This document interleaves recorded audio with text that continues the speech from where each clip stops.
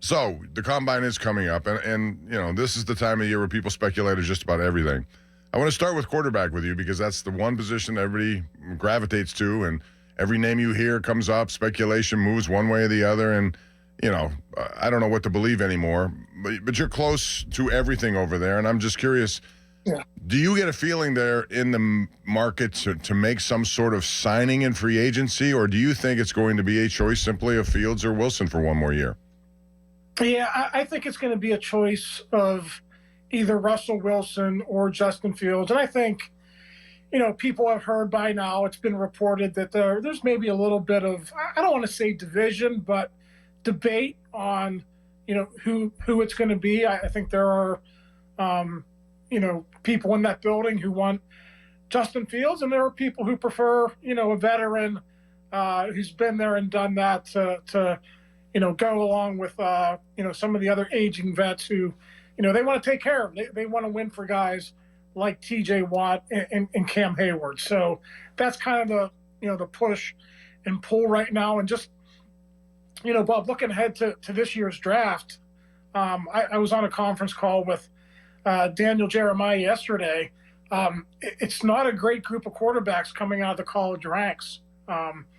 He said yesterday, Cam Ward, I think everyone has as the number one QB this year, he would have been fifth in last year's draft class.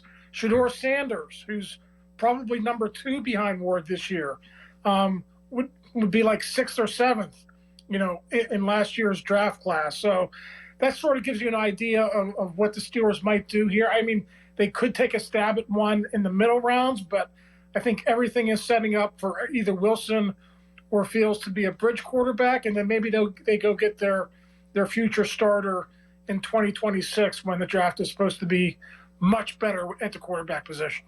Yeah, I think that's the prudent way to go. And my thought would be Fields would be the guy. I'd rather take my chances with a 25-year-old guy who I still think has upside versus what we've seen from Russell Wilson. All due respect, it's a Hall of Fame resume. But if you want to bring it back for another year, I don't know that it's going to be as productive at times as it was this past year.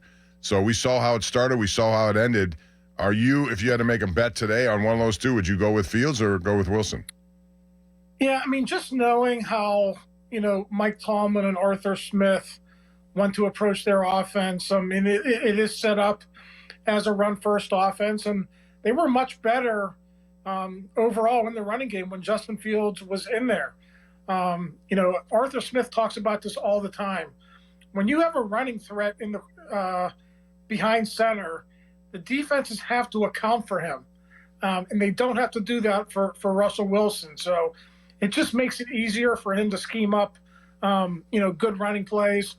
And, I think that's the direction he's probably leaning. And just, based on what Mike Tomlin has said over the years as well about quarterback mobility, how he really covets that in the quarterback, I think Mike, is probably trending in the Justin Fields camp as well. I don't know that for a fact, but just sort of reading the tea leaves based on what he said and what Arthur Smith has said throughout the season, I think Justin Fields is probably, like they said last year, he's in pole position. Russell was in pole position last year, I think, because of his vet status. I think this year, just based on everything, I would give a slight edge to Justin going into next week. We should find out next week or the week after, Bob. They can't prolong this very much longer. No,